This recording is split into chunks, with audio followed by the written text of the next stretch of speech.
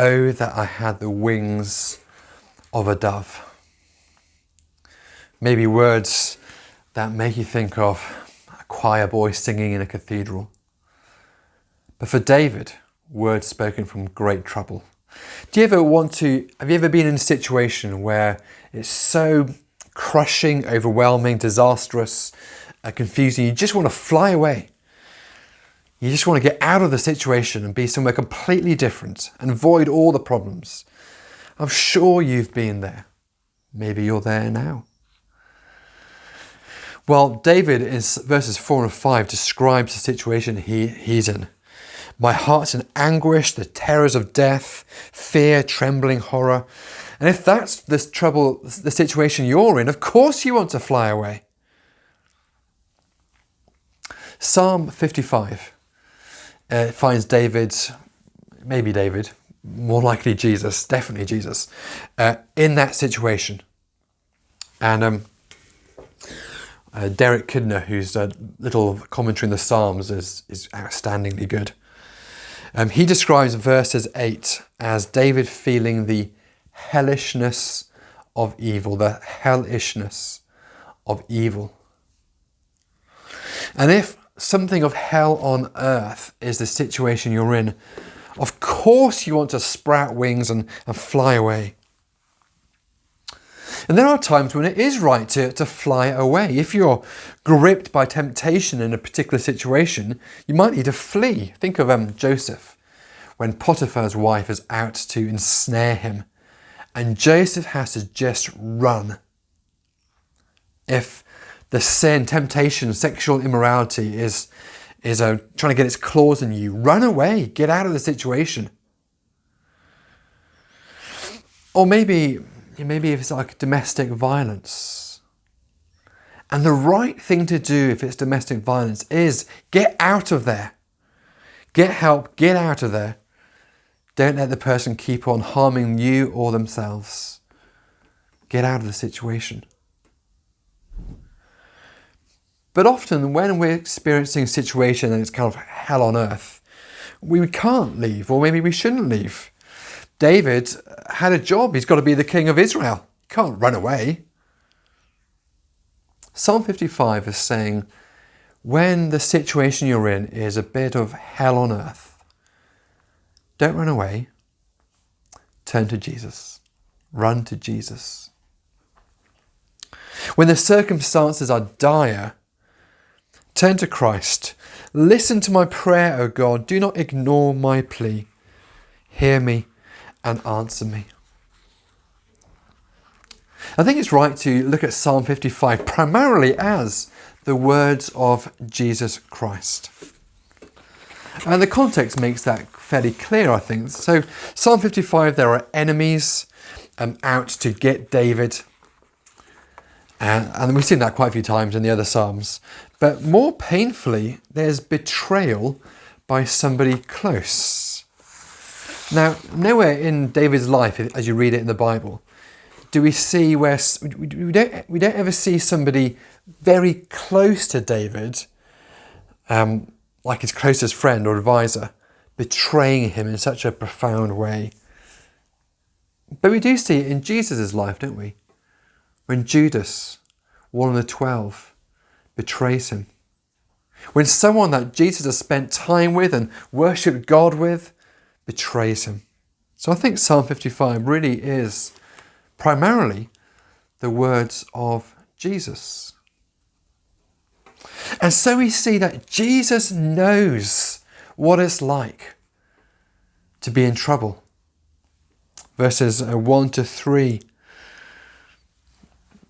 I'm distraught.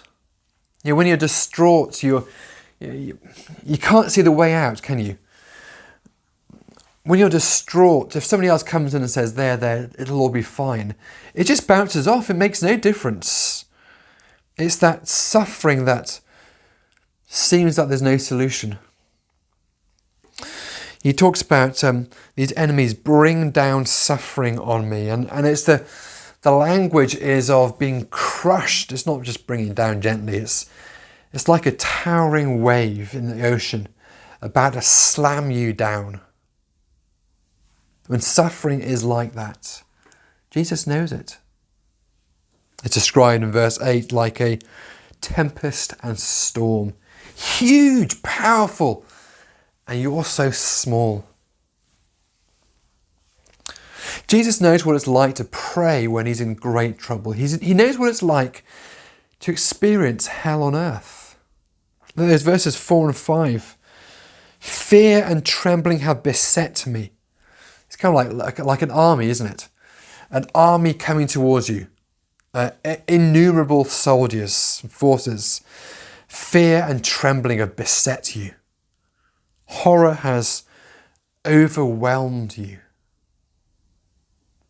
Think of Jesus in Gethsemane, when he faces betrayal, arrest, torture, and death.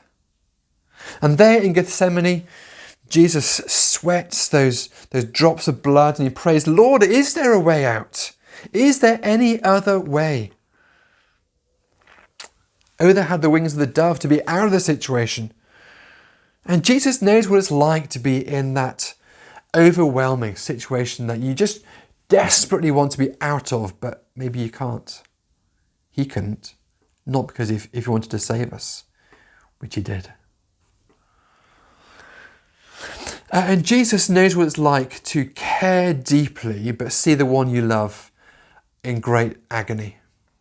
So in verses 9 to 11, Lord, confuse the wicked, confound their words, because I see violence and strife in the city. Day and night they prowl about on its walls. Malice and abuse are within it. Destructive forces are at work in the city. Threats and lies never leave its streets. If Jesus is describing the city, he's talking about his people, the church. And he sees the enemies, maybe the world, maybe Satan, attacking his people, his beloved people. If you've ever seen somebody you know, if somebody you love, husband or wife, children, and they are being attacked by others, you feel the agony, don't you? The bond of love that you have for that person means that when they're attacked, you are in agony.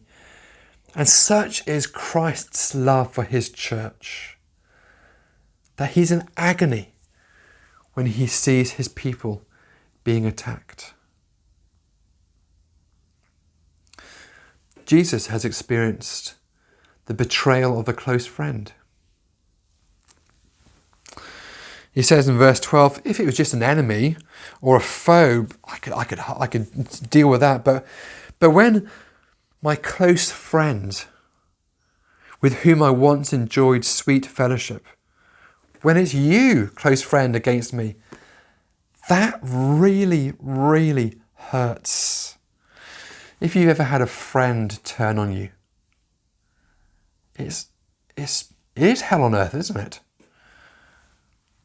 In verses 20 and 21, he goes back to this. It says, my companion attacks his friends, he violates his covenant. His talk is smooth as butter, yet war is in his heart. His words are more soothing than oil, yet they are drawn swords. Some people, maybe friends you had, they slip the knife in and they're kind of talking smoothly, but man, those words really hurt. They go deep. Those sort of wounds, if you're being hurt that deeply by a friend, those wounds don't really go away, do they? They last a lifetime. See, Jesus, when Judas betrayed him, Jesus didn't go, oh, that's just Judas doing his bit. Well, I'm doing my bit, he's doing his bit. There we go, let's get on with it. No, Jesus was cut deeply when the one who he'd spent all this time with betrayed him. He knows the agony, the hell on earth that is betrayal by a close friend. Jesus knows. So what can we do? What can we do when it's hell on earth? What did Jesus do? That's when we go to Psalm 55:22. Cast your cares on the Lord, and he will sustain you. He will never let the righteous be shaken. The version I know, the slightly older New International Version the Bible had, he will never let the righteous fall.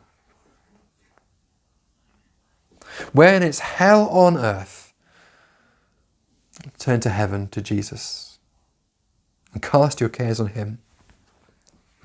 Again, Derek Kidner said, whatever David went through in this psalm, it was worth it to get this verse. Well, I'm not entirely sure this is about David. If it is, it's about David as a preview of Jesus. So Jesus went through agony, and we get the gift of this verse. So instead of, oh, for the wings of a dove, let's fly away, it's cast your cares on the Lord. I can't get away from this situation. Like, there's no way out. There's no escape.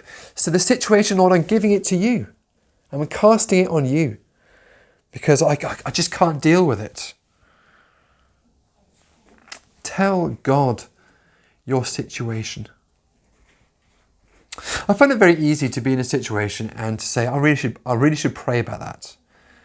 And a lot slower to actually pray about it. To actually say, Lord, this is where I am right now. This is what's happening.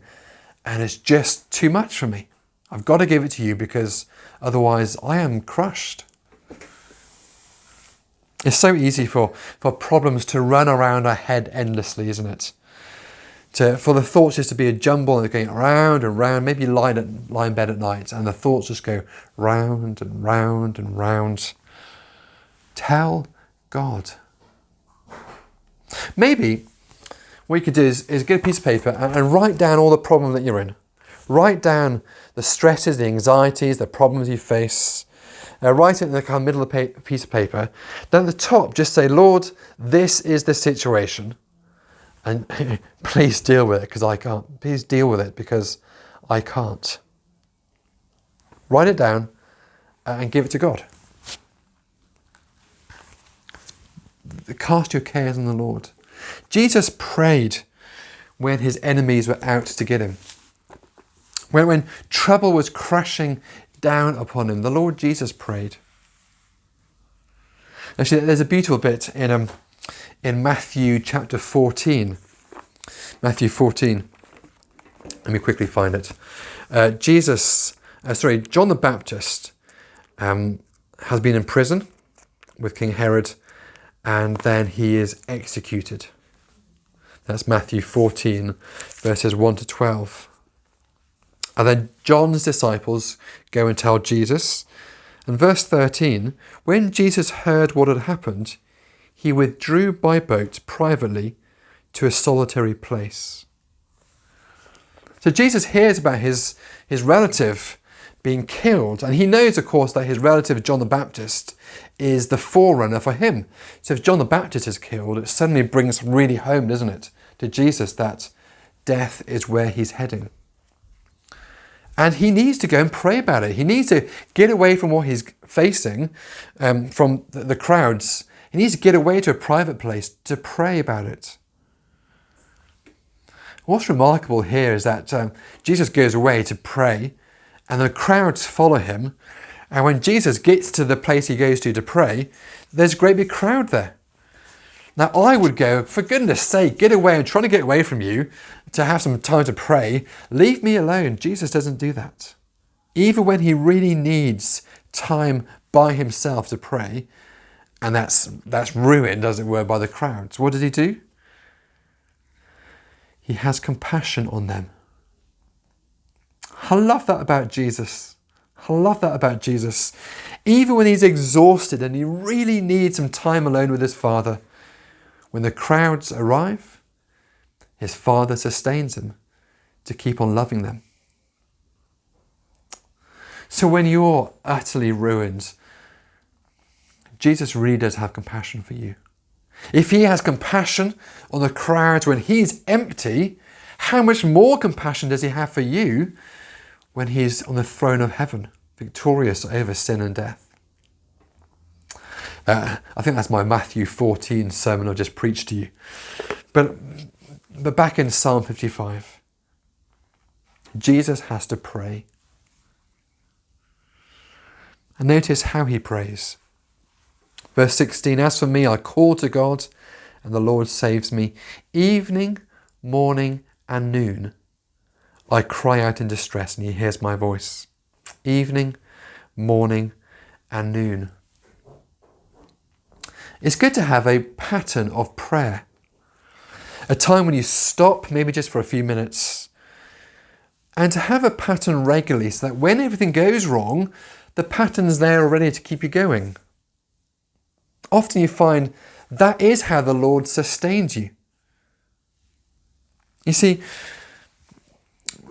if your mind is in anguish and turmoil and you're distraught, but at 5 o'clock you're going to be joining in with evening prayer, then it's going to be ready to go. It's going to sustain you, isn't it? You know, if you find yourself in a hell on earth situation, connect with evening prayer. Still on Zoom for the time being. At some point we'll be back in church. Maybe some days I'm not quite sure about what we'll do about the location of evening prayer, but join in, connect. Let me know if you want to join in, and if you're just too overwhelmed to even lead part of the service and actually have some prayers of your own. If you just need to be part of evening prayer, but just let everybody else do the talking, well then connect. Often it's having a set time to pray, evening, morning and noon. That's how God sustains you. Or maybe what you need is words from others. You might to read Psalm 55.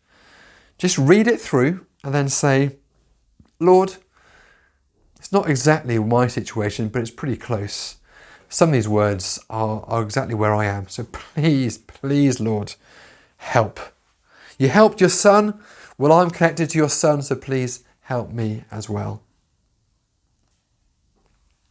Using words from others. When your mind is in turmoil, the words of others given to you can be incredibly helpful to sustain you. That's why liturgy or set prayers can be immensely valuable. You know, if verses 4 to 5 is your example, or verse 2, second half, my thoughts trouble me. If that's your experience, you probably can't manage more than, Lord, help. Mind you, Lord, help is a great prayer. But when you just can't get your thoughts together, when the anguish is so profound that you've got nothing to say because you're just too exhausted to say anything, having a set time or some set words can be an incredibly powerful way that God sustains you. So something like the prayers from the Book of Common Prayer, the ones you can download from our website, the little evening prayer leaflet on our website. Or get some other prayers to use. Having words to use that someone else has put down, and you just read it and basically say, yeah, that's kind of me where I am right now, Lord. Help. Amen. That can be such a help. So have a pattern. Maybe you need to get a pattern, evening, morning and noon. I'm not saying 45 minutes 3 times a day, not at all. Although maybe some of you could pray evening, morning and noon for others. You've got that time to be a gift for others. But when it's hell on earth, maybe you just need to set your alarm for 5 o'clock or 4 o'clock or 2 o'clock or something, and you just stop. And maybe all you do is read Psalm 55:22. Tell God your cares, pray the Lord's Prayer, and then carry on. Because if your day is collapsing around you, and then the alarm goes off to say stop and pray, and you just do it for 2 minutes, that might be just the way that God helps you keep going, rather than be crushed by what's happening. Psalm 55:22 is our family verse. It's the verse that has helped us as a family so many times. After this sermon, in the order of service on the website, you'll come across a song, which is Psalm 55:22. I came across it, 10 or 12 years ago, and I loved it. And I showed it to Caroline and to Hannah, and we bought the CD, the Seeds Family Worship CD that it comes from. And I can't tell you how many times over maybe the last 10 or so years, Psalm 55:22 has been the verse that we go back to. That we hear the words in our minds. We remind each other that the Lord will not let the righteous fall. When we've used the words ourselves. Psalm 55:22 really has sustained us as a family. It's helped us cast our care on you, and he sustains us by the very verse we're talking about. Because when our mind is in hell on earth, as the psalm describes, and when no coherent thought can come from us, something like a Bible verse memorized or the words of a hymn can be such a gift to keep us going. Psalm 54, verse 4, do you know it? Surely God is my help, the Lord is the one who sustains me. Psalm 55:22, cast your cares on the Lord and he will sustain you. He will never let the righteous fall. Take them to heart. Put them in your mind, put them on that post-it note. Maybe it's still there after last week. Because if Psalm 55 is saying, pray about the situation.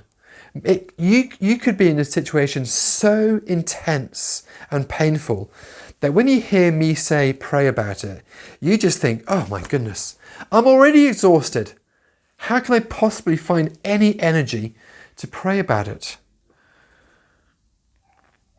Well, maybe you can't pray about it, but what you could do is set an alarm to go off at evening, morning, noon, and just for a few minutes, read Psalm 55:22 or Psalm 54 verse 4.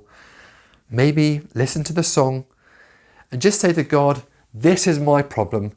Lord, you deal with it because I can't. Read some verses like verse 4 and 5. My heart's in anguish within me. You say, God, yeah, that's me right now. You sort it out because I can't. And over time, you'll find the Lord is sustaining you. Sustain is the word that implies a long, hard slog. You might be in a tough situation and you want to be out of it instantly, but actually God's going to sustain you through the situation. And again, as a family, we look back over times in our life and think, how did we get through those months? How did we get through those times? Only the Lord is the answer. He sustained us. Nothing else did. So we come to the end of Psalm 55. One of the troubles in the psalm has been these enemies. And we've thought about that in the last few weeks as well. About how the Lord will deal ultimately with the enemies we face. But look at the last few verses. But you, God, this is verse 23, but you, God, will bring down the wicked into the pit of decay. The bloodthirsty and deceitful will not live out half their days. Verse 23 is saying, okay, God, you sort it out. I can't deal with the wicked, the bloodthirsty, the deceitful. Jesus faced all that. His betrayer, the Roman authorities, the Jewish leaders, the trials, the torture, the execution. He just says to his Father, you deal with it. He entrusted himself to him who judges justly. But as for me, I trust in you. Can you see what he's doing here? Let's end with this. There's the prayer, us, Jesus. There's the prayer.